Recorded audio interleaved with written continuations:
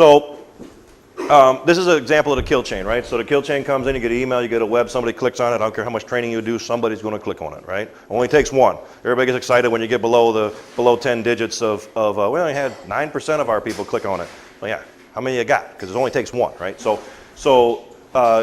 we click on it, we get it in there, it actually infiltrates itself, escalates privileges, probably does a recon a little bit, and then calls out again to a command and control center. If it's ransomware, this is where it gets its key to encrypt, as well as this is where it calls out to get its say I'm owned and what do you want me to do, and at that time you're done. So it takes multiple products to be able to defend against this one ransomware attack, right? We have the umbrella trying to stop it before it even gets in there. So these two communications, as it pulls out, over 90-some% of the time, these are DNS resolutions. So if we can stop that ahead of time, imagine getting to a point of stopping it to communicate to go get his key. If it doesn't have a key, it can't encrypt.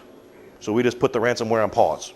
So if we can get enough intelligence, right, and get ahead of this thing, and that's why we do those models and do those the different things and those association gains with different domains and things like that we can try to get ahead of the domains that are being used. As well as the next generation firewall. Not everything's DNS, right? Some things are IP addresses, some things are anomalies, some things are reaching out with remote exploits and things like that we're watching at the next generation firewall. Email, still #1 threat vector, right? If you go to any decent penetration testing, black hat, anybody, they'll knock on the front door a while and then they'll go spear phishing, right? That's how they're getting in. They'll go to the one single source of truth, which is LinkedIn, and they'll figure out some kind of way to get somebody to open an email, more likely a PDF format, right? And that's actually the last 10 that I talked to were phishing attacks. So that's where you guys are trying to, you want the SHAs, all that stuff. We want the SHAs, all that stuff, but there's also technology built into the security. So if, a lot of times it'll show up, it looks like it's from the president of the company or the CFO going, or wire money here or whatever like that. But if you open up the email and you trace it back, we can do some file checks, things that way. Also, there's a lot of different things that are ahead of the game to stop before we even allow the email to be delivered. But once it's in, we can rewrite URLs, we can do all that kind of stuff. But then, yeah, the AMP is a huge piece too of those files. If you have Office 365, any Office 365 folks in there, right? Office 365, yeah. So if you have Office 365 and you use our cloud email security, we can actually reach into the mailbox and pull something out. So now that's something we can't do on an Exchange system that's sitting on-prem, right? We can't reach into the mailbox and pull it out, right? But because we're just sitting in line of the MTA. But if we have Office 365 and later, 10 minutes later, an hour later, whatever, we change our mind, that file that just went in front of our eyes is bad, we can actually go and get it and pull it out before they open it. Or any other mailbox that has it, right? So this is what we're trying to build here. Right? Remember I talked about the layered security of how we layered different companies because of the signature list? Now we're layering based on technology. We have Umbrella at the top watching kind of that SIG, the Secure Internet Gateway. We have next generation firewalls, the AMP for the networks. We have the email system. We have the AMP for endpoints. True north to south, east to west visibility and control, right? And better yet, we have these layers talking to each other, communicating through Talos.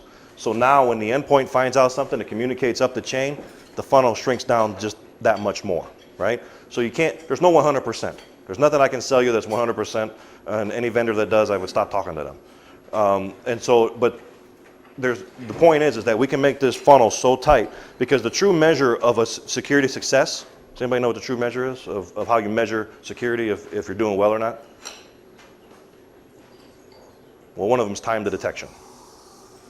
You know what that is? So time to detection is the knowing when a threat enters, how long does it take you to figure out the threat's there, right? That's the gauge. The other gauge is time to remediation. Okay, now I know it's there. How long did it take me to get rid of it? Okay, so those are two metrics that you can look at in security to see how successful I am. And so you have a penetration test. How long did it take them to get in? How long did it take me to find them? How long did it take me then to fix it once I found them? Okay, all those are metrics we can measure. So when we look at the average of time to detection in the market, it's 100 days. Imagine something in your network floating around without you knowing it for 100 days. It's a long time. That's the average. We have it down, actually marketing says we're down to 3 hours, but I still got it at 7 hours. So we got down to about 7 hours. So what's the difference, right? What's the difference between us and everybody else in the market? There's a few things. I can go into great detail on our indications of compromise and how we look at threats differently. Because you think back to problems with like Target had. Target had all great tools, right? And they had everything flowing into this bucket. They actually suppressed the tools because it was too noisy, right? But yet nobody was looking at those attacks the way they should have, because it looks like noise, right? Here's a buffer overflow, it's high priority, and here's an IP address. Do I care? I don't know, right? It takes me too long to go figure out.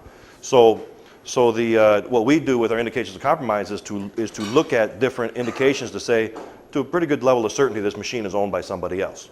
Or we take the vulnerabilities that we know of that we match with the systems you have out there. So if you use like a Tenable or a Qualys, we can take that vulnerability information and import it into our system, or we can do it ourselves.